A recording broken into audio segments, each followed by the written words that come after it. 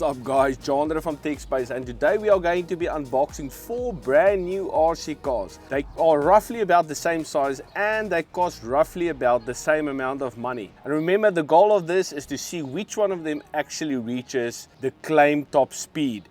Now this we are going to be testing at the Velodrome. As you guys know, if you haven't seen my videos about the Velodrome, go check it out on my channel. So the purpose of this video is to unbox these 4 vehicles and see what is inside of those boxes. So this will be a silent unboxing of each one of these vehicles. All right, let's get into it.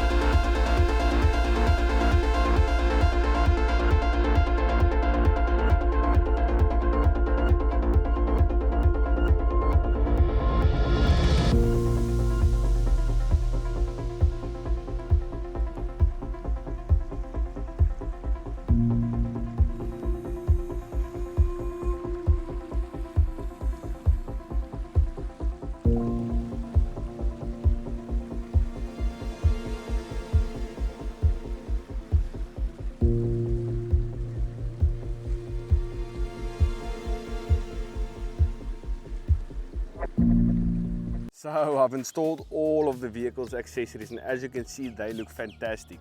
I can't decide which one I like most, so let me know in the comment down below which one do you think looks the best in terms of just plain looks. So a couple of things that I just quickly want to discuss, and the first thing is oil-filled shocks versus friction shocks. In 2024, I just think it's unacceptable that there isn't oil-filled shocks on all of these RC cars. I would rather pay a little bit more, and I can't understand why some of them actually do have oil-filled shocks and others not. As I said earlier, they do all cost around the same money, and you would expect that for that, it is possible for all of them to have oil-filled shocks, but unfortunately, not all of them here do. So, the Rapidly Pro there, which I'm really impressed with, is the fact that it did come with oil-filled shocks as an accessory. The vehicle does have friction shocks from factory, but they did include oil-filled shocks, and there you can see them there.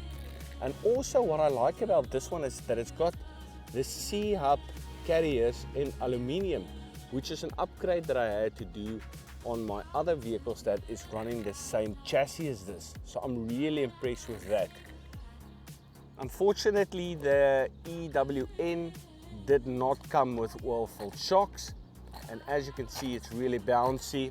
So that one has friction shocks. As you guys know, the MJX does come with oil-filled shocks, so that one is great.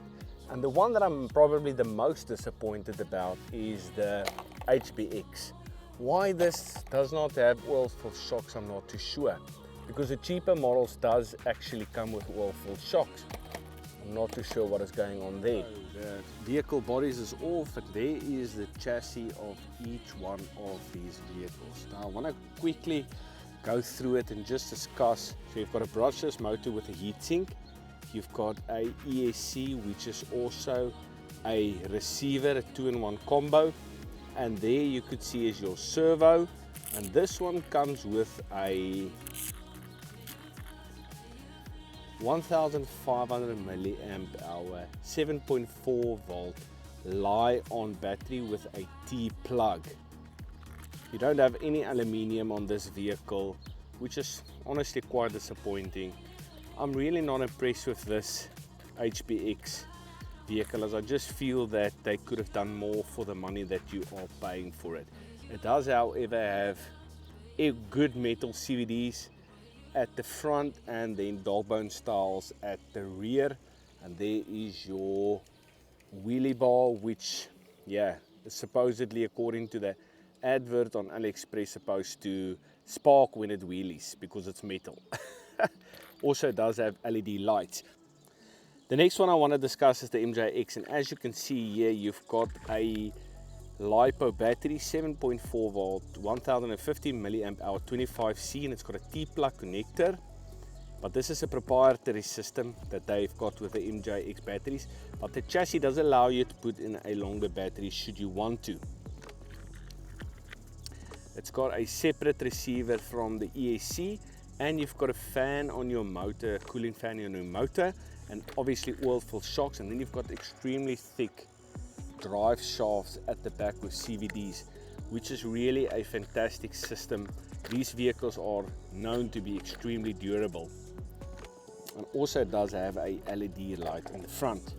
Then if we move over to the EWN, so this again is also a different chassis design. This does have a LED in the front as well, and then you've got a ESC receiver combo, so it doesn't have a separate receiver. It's got a brushless motor, and this one comes with a 1500 milliamp hour 20C2S Li-on battery.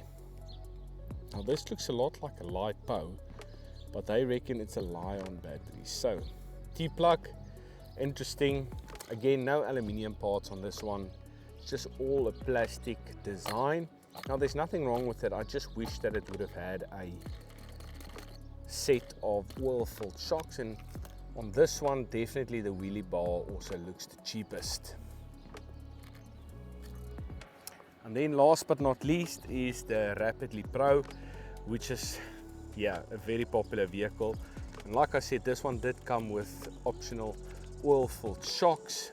What is nice is that they included in the price. It was part of a deal, and as you can see, it does have an aluminium chassis brace at the top. It does have a ESC receiver combo on it, so there is no separate ESC receiver there, but it does have a 1500 milliamp hour 7.4 volt Li-on 15C battery and a brushless motor. And then you can see all aluminium on the C-up carriers, wheel carriers there, and you've got really nice looking drive shaft as well with the wheelie bar at the back. Next thing I want to show you is the controllers for each one of these vehicles. So let's start off with the HPX. This is a newer type of design for HPX. I haven't seen this yet, but you've got steering trim, you've got speed switch, so you can adjust the speed on the vehicle. You've got steering reverse on and off, and that is it. There is a little aux button there, and I'm guessing that controls the LED. I haven't confirmed it yet. You've got good tension on the throttle and a foam grip. You need 2 batteries for this controller, and yeah, overall aesthetically it does feel nice in the hand. The next one is for the HPX. I'm pretty sure many of you have seen this before, but you've also got a function switch here for your LED light. You've got a 70 and a 100% switch on the controller. You've got throttle trim and you've got steering trim with a foam wheel, and yeah, not as much tension on the throttle as you get with the one from the HPX. 2 batteries required for this one, but yeah, it's very generic and it's a good controller. The next one is for the EWN, and yeah, this controller is probably the best looking controller out of all of them. You've got a nice power switch there with LED indicators, and you've got steering trim, you've got steering dual rate, and you've got throttle dual rate. And you've also got a button here, but this button doesn't do anything. Now interesting, there's a caliper looking disc inside of the wheel with foam, and yeah, very good tension on the throttle there as well with a couple of stickers. This one requires 3 batteries, AA, for it to operate. And then last but not least is the one from the Rapidly. So this one is also a generic controller, but it does have the speed settings and the channel 3, which will probably handle your LED lights. You've got a low, medium and high speed setting with a disc brake looking thing inside of the wheel with foam. You've got steering dual rate, you've got steering reverse, and you've got steering trim with a on and off switch. This one also requires 3 AA batteries. So I'm going to rate these vehicles just from what I've seen from playing a little bit with them, in terms of opening up the chassis, putting on the wings and all of the accessories, and just having a general look at them, which one I think will be the most durable, and also just off the bat, which one looks to be better designed with more quality parts. So I'm going to start from the bottom. At the 4th position, I will say the EWN. I do not think that vehicle does have good quality parts used in the design of it, and that's why I put that one in 4th position. In 3rd position, I would put the HBX. I'm not too sure why this one does not have oil-filled shocks, and I must say I'm a little bit disappointed with that. It does look good, but I am a little bit disappointed with it not having any aluminium chassis braces or just one of those all chassis designs. In 2nd place, I'm going to give it to the Rapidly, but that is just a very, very close one versus the MJX. The reason why I've put this one there in 2nd is because I know how brutally strong the MJX is. So this is in 2nd place, and it does come with oil-filled shocks. It's not my favorite controller in the world, but it does work good, and it does have the largest tires of these 4 vehicles. And obviously number one would be the MJX. They are just tanks. I've got a 16208 as well at home, and yeah, it's just an epic thing. They just take the punishment over and over. But that is just in terms of rating them now from what I've seen. But yeah, I cannot tell you which one is going to be the fastest, and I cannot wait to see which one that is going to be. So that is the unboxing and quick overview of these 4 vehicles, and I cannot wait to show you which one is going to be the fastest. So make sure that you are subscribed, and if you like this video, please give it a like as well. I'm John from TechSpace, and we'll see you in the next one. Cheers. We just gotta go hard. I go the hardest.